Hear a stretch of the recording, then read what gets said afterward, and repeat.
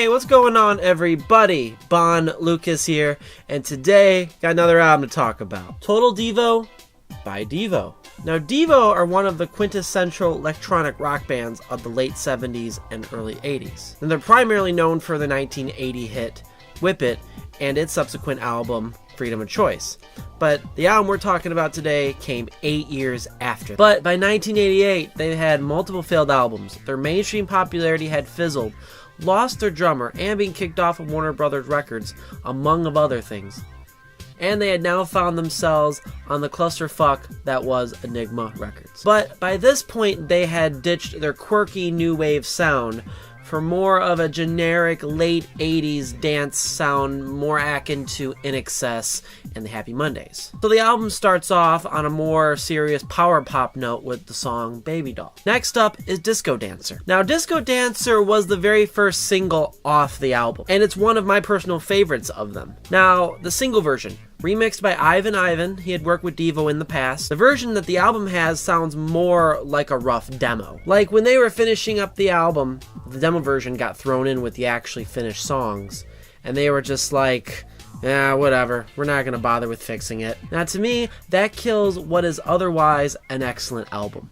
Now next up is Some Things Never Change. Now, it's very broody, it's industrial, it sounds like something compared to Ministry, KMFDM, or Skinny Puppy.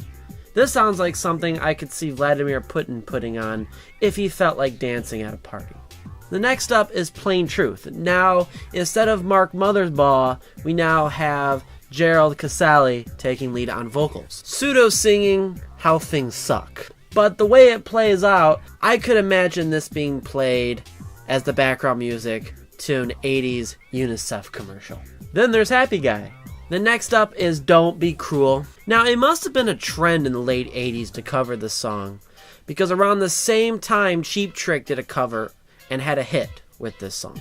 Now, just like usual when Devo does covers, they don't sound like the original song. Now listen to their cover of Rolling Stone's Satisfaction or Jimi Hendrix' Are You Experience. Now here, they've turned it into a brooding, almost industrial-like song, like the rest of the album. Now this would be something that would play perfectly in the background of RoboCop 3.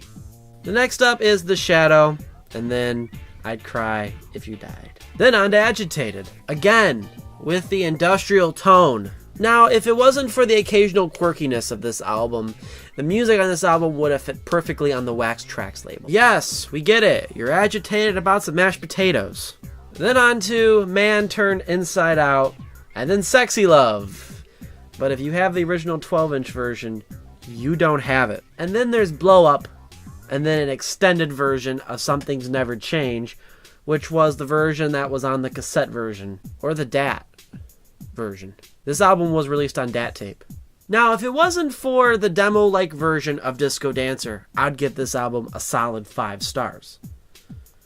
But because of that, it only gets 4 stars. Now, while it's far from their best material, I do enjoy the industrial, sometimes bleak nature of this album, even with its unusual quirkiness thrown in. And for the casual listener who would not normally get Devo's music, this would probably be their most musically accessible album. If you can find it, that is. This and their 1990 album, Smooth Little Maps, have been out of print since the early 90s. Well, that's all I have to say, everybody. I'm Bon Lucas.